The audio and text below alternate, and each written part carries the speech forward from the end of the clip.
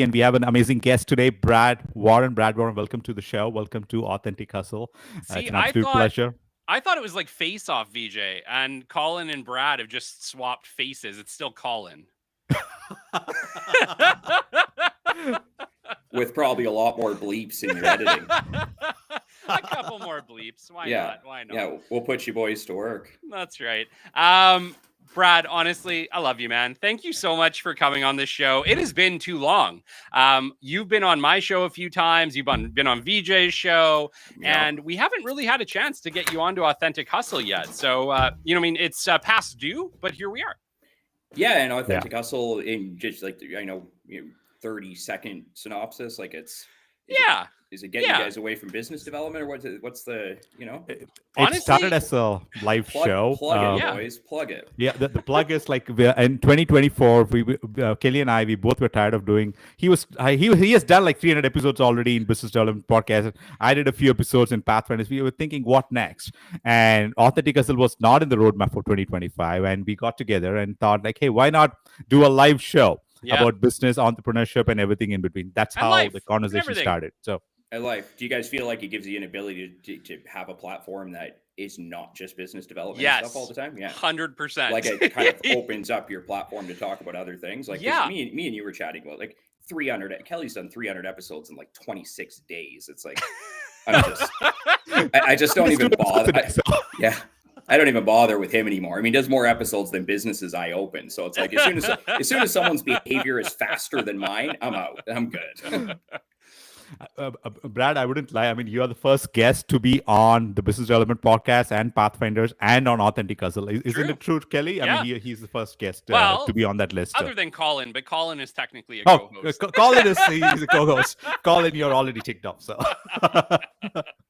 well, we'll try not to let you guys down. I'm a pretty boring guy. So, well, from the text you sent me on Saturday, I think you got some shit to air out a little bit. It does. You're like, well, maybe. No, it's just. And it's not that the text was just I had shit to air out. It's not like someone get me on a platform because I got notes written down. But it's behind the scenes, I like to think we're friends. It wasn't just Kelly has a podcast. It was Kelly. This is the shit that's going on. We're buddies. Do you want to talk about it? And I was like, yeah. I just said this before because this one runs live, right? Yeah, so, we're live. We're live right now. Wave to the world. You need more controversy in your life, Kelly. That's my job. I see. Like we need to get it. If we get you canceled once and come back stronger, get you canceled again, you'd be surprised what it does. You're surprised, You're too pure-hearted. Well, you see, my company isn't called My Invisible Empire. Invisible being the key word. Literally. But I tell you, boys, like I went over the weekend, I cracked 3 figures in Instagram followers. Like I went from 99 to 101. Good job, dude. Wow. Good job. 99 to 101. That's how much you're doing great, man. 1001, here we come. Social media is just doesn't play, man. It's just not part of my life. That's all. I go on Facebook once a year and send some messages to people. And other than watching you guys doing the million different things you got going on, I don't spend much time on social media.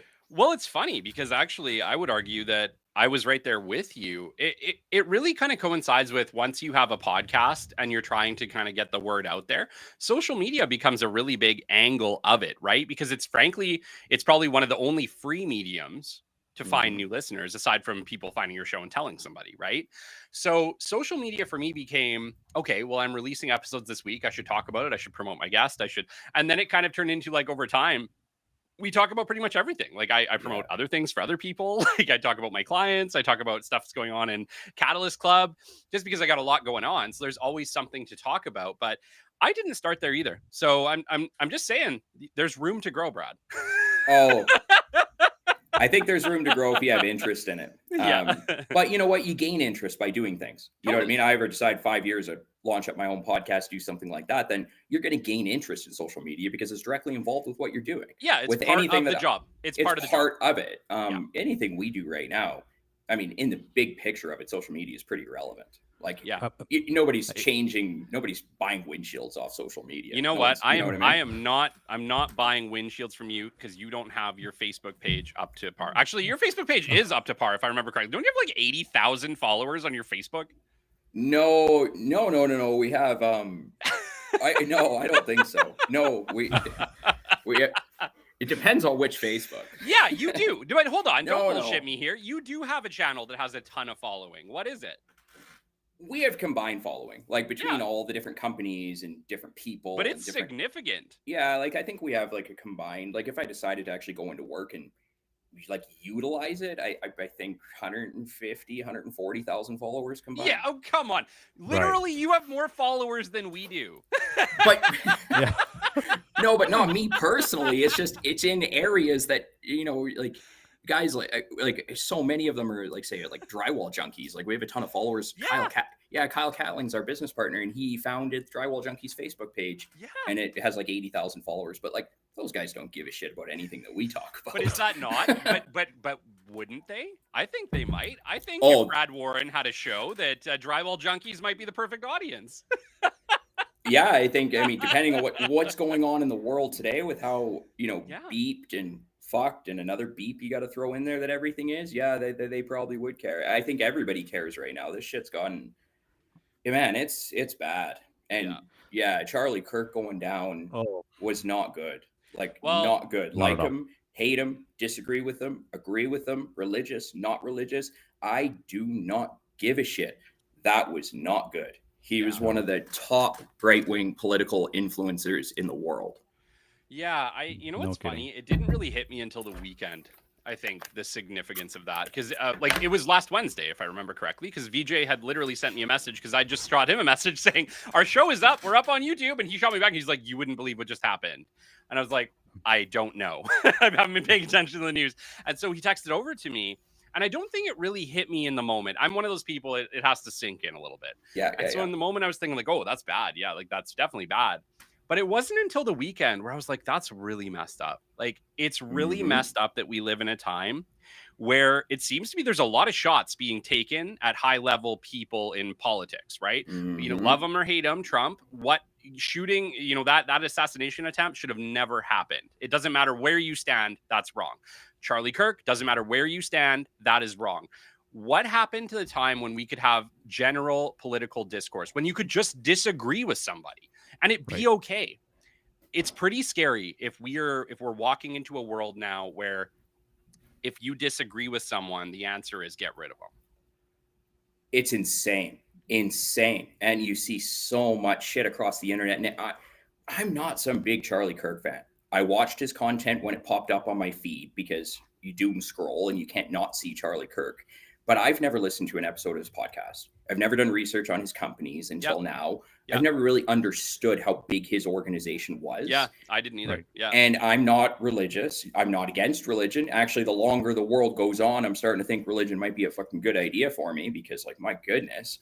But I'm not a religious person. I never have been. I wasn't raised like that. But most of my friends, my wife, religious, whatever it may be, everybody's like, oh, he's spreading hate. He's spreading race. It's like, oh my, no, this has gotten insane. Like, he encourages dialogue. He encourages debate. And you can find countless hours of footage or anything on the internet. It's very hard to find one instance where he's statistically or factually racist of any kind. Like, he uses the words my opinion and my personal beliefs far too much to be criticized as being that stuff. And then there's people celebrating this shit. Like, if you don't, and that's overplayed. Like, we get it. He had kids. He has a family. Right. You see his kids running up to him on Good Morning America. Like, that video broke my heart. Yeah. Like, the whole thing, for some strange reason, it's very sad. It's sticking with me. Yeah, it's very sad. And I think maybe we're all in the right age too. Like, we're all parents. We're all, in our 30s, I think, for the most part. Yeah. I think it really hits home. It really hits home that could be any one of us. That could be any one of our kids coming home. Like, what the tragedy here is, there is a family without a father now. Mm-hmm. Regardless of how you felt about it, that was a family. That was a real human being. And, it doesn't matter what side of the aisle you fall on. Once again, I don't get political. I don't care what side of the aisle you fall on. we are supposed to have free speech. We are supposed to be able to come up and have debates and have difference of opinion. And guess what? Every 4 years, you get to go up and sign your little ballot and choose who you want to lead you. I don't care who that is. Ultimately, I don't care who you vote for. What I care about is that that system is protected and that we do get to have a choice, and that the moment that somebody disagrees too much, if they just get rid of them, you've lost your choice. You've lost democracy. I mean, the worst part of like the entire Charlie Kirk episode is like the ironic thing I saw was like he was wearing a tee that said freedom in white and black. And that's the most ironic thing of all. And it hit me after a day or two. It's like, he's the exact same as my own brother. He's born in 93, 31 years old. Yeah. I told someone, like, felt like I lost my own brother because he was the exact same age. And I don't know where we are going forward as humanity. I mean, regardless of the political opinion, left or right, or religious belief, I don't really know where humanity is headed afterwards. If there is so much division and hate, and people want to profit off the hate and division, I don't know where. I think we have failed as humanity. That's what I'm saying. I don't know what will be next going forward beyond this. Yeah, like if I look at my life, right, I know a lot of people. We're in Canada, so a lot of liberals, which would be equivalent of Democrats in the United States, and you know, I mean, I'm also in small towns, and in Alberta, a lot of conservatives, which are basically Republicans. I have friends on both sides. Guess what? They still feed their kids. They still send their kids to school. They still work for a better life for their family. I saw a thing on YouTube over the weekend that was talking about you have more in common with with people the polar opposite than you on the political spectrum. You have more in common with them than you have in common with the billionaires and the 100 millionaires of the world. Like, the reality is those people, like I said, are still sending their kids to school, still trying to do what's best for their family, still trying to bring home the bacon and pay for their house. We are all the same. I think it's really important for people to realize that it doesn't matter what side of the beliefs you lie on. First off, we all fit somewhere in the middle, I think, unless you're extremely radical. I think most people have views that fit on conservative side or Republican side and a Democrat/liberal side. The reality is most of us fit in the middle. For sure. I mean, I do. Like, I'm a business owner, so a lot of my political business, that type of stuff is right wing, but some of my social beliefs and stuff are leaning left wing, like different areas of things. But it's also who gives a shit. Like, in the big picture of it, not to be blunt, but like some of the closest people to me in my organization, my executive assistant, like literally runs my life. Like, she is absolutely phenomenal. She's pretty far left wing. My branch manager, the gentleman that literally runs the show for us at Boulevard, he's left wing. I could care less. Like, and they could care less. Like, that's right. Dana White said it best. He's like sitting on this interview and he's like, because you're the type of person that is going to hate somebody for who they voted for, that's fantastic, because now I don't want to be friends with you either. Not because of who you voted for, but because you're actually going to dislike or just decide that you hate another human being over an opinion that is so widespread. Yeah. And we're all getting 9.4% of the truth on any given day on the highest side of things. Yeah, it's so funny because when I look back to myself too, and like age plays such a role in this. And I think maybe that's like important as well to understand, is that with age comes experience, and with experience definitely is going to come with different viewpoints. Like, that's just the way it is. I think way differently today at 37 than I did at 27 or even 19. Me too. And I think that that's important as well in context. Like, actually, I found myself as a kid growing up in Alberta, oil and gas, woo, conservative. I still think I do lean a little more conservative, but I think as I've become a parent, as I've become a homeowner, as I've become a member of community, what I realized too is that there's so much value on both sides. And I think that is the joy of democracy, is that instead of picking a person or a side, you can vote based on a platform, based on policies they put forward. Man, I don't even know, like, who are people even looking at the policies of platforms anymore before they vote for these people? Or have we just gone so far in crazy town direction that we just vote for liberal or conservative or Democrat or Republican just based on, well, that's what I'm supposed to do? Yeah. Used to be the joy of democracy. Right. Well, that's it, right? Like, yeah. I think that what we need to do as society, American, Canadian, you name it, we need to go back to looking at platforms. What is it that these people stand for, and which side do you align more with based on the policies that they put forward? We should be voting for people based on policies, not based on ideologies. Because here's what happens. These people get elected and they're not being held accountable to the platforms that they got elected on because nobody looked at them. One thing I want to really highlight here in this whole thing is like the social media companies, the big tech. I'm not like taking a dig at them, but at the same time, like, hey guys, watch your algorithm, what you're like informing people of, right? Because these social media algorithms, what they do is like, in your feed, they try and bring, not LinkedIn so much, but in other social media platforms like Instagram and Twitter and like so many other platforms, they try to bring the most triggering content that would elevate your, how can someone say like that? So you would have to add a reaction, you have to comment to it, you have to like it, or you should hate it, whatever, right? So they bring up the most elevated triggering content so that it keeps, the momentum keeps building up and up, which is basically like more revenue for the company. I get all that. But I think that's kind of a division, because often these clips are like 5-second, 10-second clips. They don't give the complete picture of what's actually the essence of the message. There's no context. I was just about to say that, Kelly. Completely taken out of context. They take the most damaging ones. And just like, sorry to cut you off, VJ, but just like Kelly was saying, it's also not just policy, person, whatever it may be. What media outlets do you watch? Yeah. Like, I mean, how are we ignoring that? Like, if my parents are sitting around watching fucking CBC and that's it, well, there you go.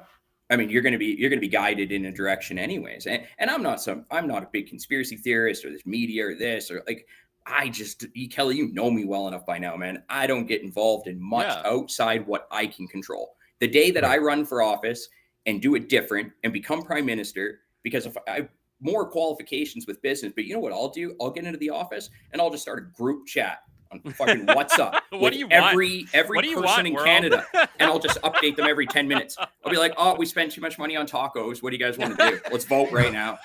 I'll just be bloody transparent with Day every one, single Taco Bell, Canadian. now owned by the Canadian government. Honest truth, man. I'd set up a group chat with every single Canadian. 6 million people on this group chat. And I'd be like, what? Sorry, guys. I stepped on a fucking spider and it might rain. I would over communicate with every single person in this country, because like most people I talk to, man, they honestly don't even care. If aliens are coming to kill us all, that's great. Someone just tell us. Yeah, I agree. I think we need to know. We need to know what's happening. You know, one of the other things that I might ask you guys, and you know, I'd love to have your opinion on this. Why? So obviously it's no surprise. It's no surprise at this point that United States and Canada is divided like it has never been divided before. Literally split right down the middle. If you look at the last election, almost 50-50 split of conservative and liberal seats across this country. Right. Probably, I don't know. I don't know if in my life I've ever seen that. I imagine with the States, I apologize. I didn't pay attention to the US election, but I imagine that it was probably pretty similar. And so the question that governments, and once again, you can put this on the people, sure, but who is supposed to be the guiding hand, the guiding light, the people making things better? Is it not supposed to be your elected representatives? In my opinion, the onus is on them to start to fix this situation. And it sucks because I think to them, they look at it as, well, it's not hurting us. It's good for us in this moment. So why would we do anything about it? But the problem is that eventually it's going to get out of hand if we haven't already got there. If the Charlie Kirk situation isn't already showing you how out of hand this mess is. I think what we need to do, and the onus, in my opinion, I'd love to have your opinion on this, the onus needs to be on the government to start to put policies in place, public service announcements in place to start to reduce the amount of polarity happening. Because, if they're not helping it, they're hurting it. Yeah, I mean, onus on the government, onus on the media. Like, how much can the government affect if the media is not on board? Sure. If the media woke up tomorrow morning and decided every single thing we're going to put out here on out is based on kindness, and if it's not based on kindness, it's not going out, problems fixed in 3 years. Yeah. I mean, not literally, I'm talking out of my ass a bit, but I think, I think it absolutely is on the government. But the media, whether it be big tech, whether it be just the media in general, that who can also have the most effect. And they're not, it's not that the media is being very disrespectful right and left, but you even see the right-wing media now, and loosely just, they're pissed. Like there's some people like this thing's gonna, you know, like Ben Shapiro was really close with Charlie Kirk. He's got a huge influence. Like Fox News is all over it. Like, yeah, like this isn't going to make it better because now you have all these right-wing influencers with a ton of following that are like, okay, let's go to war. Yeah. We've left you alone for this long. But Charlie Kirk dies and there's no churches being burned. There's no buildings being burned. There's no people being run over. There's no protests. There's no one dying. Have you heard of anything happening from Charlie Kirk dying? They haven't blown up one building. I haven't started one fire. I haven't done one thing. Well, I'm not blaming conservative right, left. It's just something to think about. Something to think about. Streets aren't burning. Well, I guess like what I'm trying to say is that if you're going to create massive polarity, there is going to be massive consequences. Period. Right? You can't create that much I hate you because of what you believe and that not turn into something absolutely horrible for humanity. We as not just a country, but like frankly as a people, we have to figure out a way to level set this polarity, because once again, it's okay to disagree. I disagree with a lot of things. I disagree with a lot of policies on both sides, to be frank. Same here. But I'm not going to cause, a ruckus from it. I'm not going to hate them. I'm not going to hate a people for a policy. And I think that that's like important to remember is that, you're hating ideas. You're hating ideas. The people aren't as bad as you think. And it doesn't matter whether you're on the right or the left. They're not as bad as they're being painted. No. Are you guys capable of hating me? Like, I mean, think about it. I don't think I have it in me to hate somebody for the policies that they believe in or the guy. I just don't think I have it in me. I literally could care less. Yeah. Like what type of person you are, how do you treat people? How are your kids around my kids? Like, I mean, those are the things that are important to me. How much kindness do you display? The reality is that if you look at the little subdivision that I live in, there's people probably on both sides of me that have very different beliefs, very different political leanings. And I still love them. They're still incredible people. And you have to remember that. It's just ideas. It's just what they believe. It doesn't mean they're horrible, horrible people. Right. And they sure as heck don't deserve to be offed because of their beliefs. For a long time, I mean, like my observation, I want to be wrong here, but like the more I observe the left-wing media, I mean, like I've spent a little bit of time in the U.S. about 5 years there. I was watching CNNs of the world, ABCs of the world, NBCs, MSNBC, and whatnot. And there's Fox News and other outlets. I mean, all the outlets actually would exactly. I mean, Fox News was different, but they would quote the exact verbatim same keyword. Right. I mean, like if there's like Russia collusion, for example, if that's a keyword, Russia collusion, Russia, it's like the same keyword. I mean, it's their own making. All these institutions for a long time, they had a playbook, right? I mean, I feel someone is giving the script. Someone is writing the script. Here's the script, guys. These are the keywords. Use it, right? So all these outlets would verbatim use these outlets. Same with New York Times and so many Washington Post and the other traditional news agencies, right? That's what was happening. And Trump came in right around 16 or 17, and many did misunderstood him. Many did not understand him. He started tweeting on Twitter, and he completely did the opposite narrative. Kelly, I think we lost you. We lost your feed actually. No, sorry. Yeah, so I had my dog. My dog was disagreeing with our conversation. I had to silence. Okay. So bury him deep enough in the backyard, because if you don't dig the hole deep enough, it's bad. It's bad. And then you be out there digging holes, because then people will come out and be like, "Why are you digging holes?" And then you get off them and dig more holes. When we bought our house, it had a hot tub. We were so excited. We're like, "Oh my gosh, we're gonna have a hot tub." And of course, they didn't tell us it didn't friggin' work. And so we spent like $500 getting the thing filled, all the chemicals, just have all that water drain out of it. And then called the people to fix it. And they're like, yeah, this thing, you're not going to fix it. And now we get to pay, $600, I think, to have it hauled out of our yard today. So, yeah, lesson learned. If you were buying a house with a hot tub, have someone come and inspect it before you negotiate it in as part of the deal. What were you saying there, VJ, though? I wanted to hear your point there. No. What I was making is like, so the institutional media, the Democrat, like the left wing, had their own way of playbook and doing it, the repetition of keywords and whatnot. I'll summarize it real quick. So right around 2016-17, Trump came in. He started tweeting in Twitter directly, and he got a huge following, up to 80, 100 million followers, and he got banned in the same platform at one point. Right.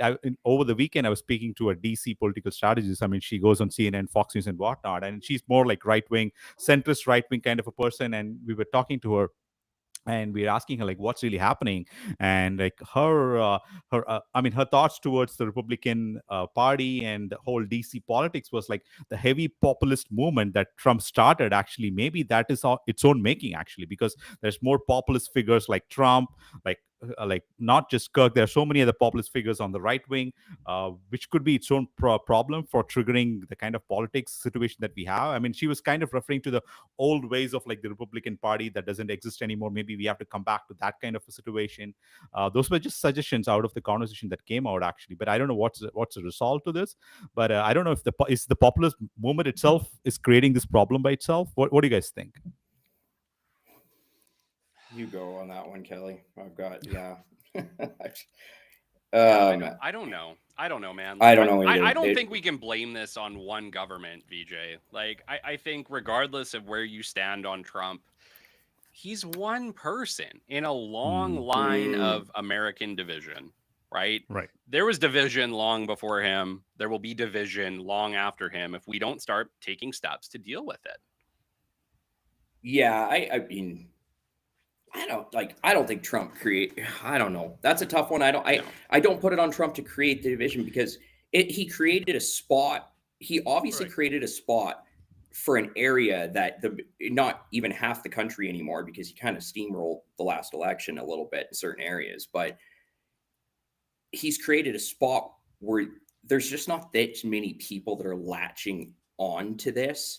They've been looking for this to believe in for a while. If it wasn't Trump, or if it was going to be someone else. And to be honest, guys, like, you take all the bullshit out of it, and Trump's a racist, and it's like, it's all you ever hear, Trump's racist. And it's like, oh God, like, I'm just not even entertaining these conversations. But on the side of it, he's doing exactly what I would do.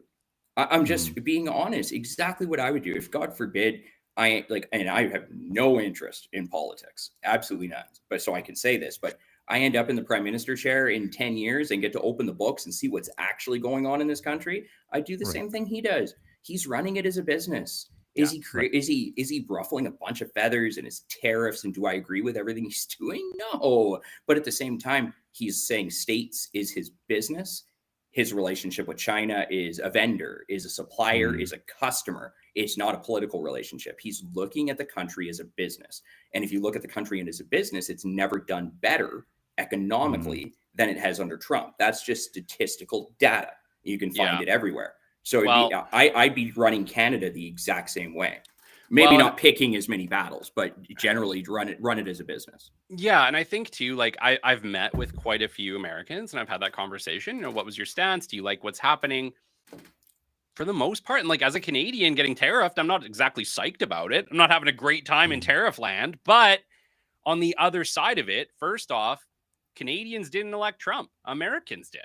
And the Americans that elected him, I think they are happy with what's happening. I think they do feel like they're getting a good deal. And, you know, the reality as Canadians is, you know, we're not exactly psyched about it. The tariffs haven't been great for our country.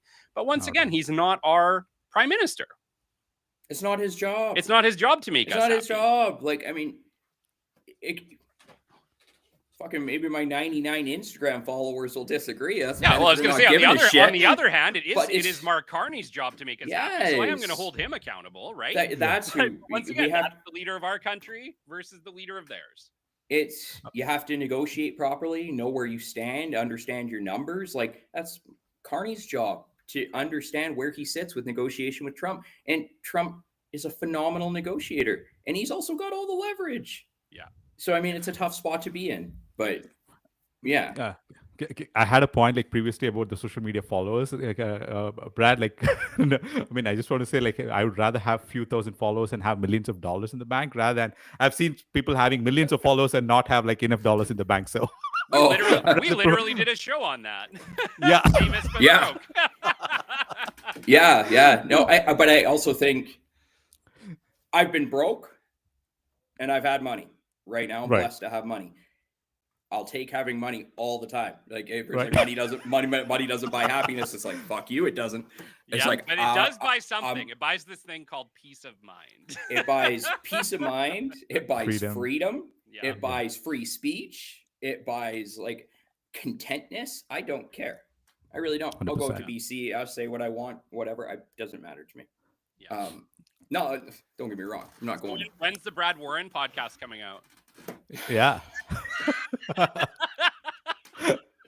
No worries. You're just live.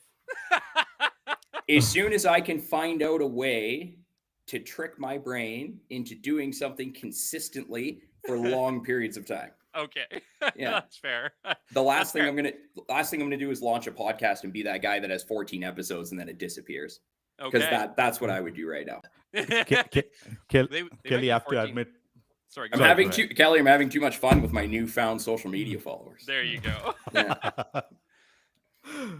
Kelly, I have to admit, like I've been telling everyone I meet, like Kelly's the guy who pushed me to do the podcast. I mean, I was inspired by you. I keep telling everyone, you got that bug into me, Kelly. Everyone I'm meeting, I'm also telling them, go start your podcast. So yesterday also I asked someone, when are you starting the podcast? Kelly told me to, so I'm kind of like asking the same question to everyone. But I was telling Brad just before we caught up, Kelly, I mean, like initially I thought after 2-3 episodes, I'm going to start marketing the product and they were going to come running and buying the product. It doesn't work like that. Yeah. But I ended up enjoying all these conversations. I couldn't stop talking to people, so I would stay in the conversation business just for that, like curiosity. You have to love the show. You have to love the show more than you love the outcome, because I mean, the reward of podcasting, the real reward of podcasting is the relationships that you generate from it. I would say that is the true value. 100%. Like, met both of you through the show, met hundreds of people through the show, met most of my coaching clients through the show. Like, the show is just this great connector. No, it doesn't make me millions of dollars, hopefully one day, anyone listening. but here's the thing. It does do some incredible door opening for you. I would say that podcasts are some of the best business development, community building. It is the best business development and community building tool, period. I would say. I agree. I would make that argument. Yeah, I think you hit the nail on the head, Kelly, when we chatted last. Was I think the only reason I would ever want to start my own podcast is to have the ability to have a conversation with anybody that I want to. Yeah. Like, if you get to a level like you're at, Kelly, for example, like there's not many people you reach out to that aren't going to be on your show, or you probably laundry list of people reaching out to you, which is a nice spot to be in. I just like that angle of it. I'd love to sit down with the CEO of NMAX and grill him for 2 hours about like what's actually going on and that type of stuff. Like that's the type of stuff I'd love to do. Yeah. I'm not sure that he would come on. No. But that's the thing, boys. I think if I started a podcast by the 3rd episode, everyone would learn that we're not fucking going on that show. That's what would happen. Everyone's like, there's no way. I'm not sitting there with this kid for 2 hours getting grilled about all this shit. I'm not going back on that. Most people don't like getting grilled. That's not the approach to take, Brad. No. But you need more controversy in your life, Kelly. You're all the controversy I need, brother. Oh, goodness. I think that's a great place to wrap it up today, though. My gosh. It was good to see you. Oh, dude, it was great to see you guys. And so good to see you, Brad. Yeah. Yeah. I mean, this authentic hustle thing's cool. Keep going with it. And man, the world's in an interesting place. Kindness. Fucking kindness, understanding, and just like, oh my goodness. You know? In the words of Bill and Ted, be good to one another. Yeah. Love each other. Yeah. It's a great spot. Yeah. Be good to one another. Yeah. See you later, hustlers. See you, everyone. Okay, guys. Thank you. Bye-bye. Dude, so much fun.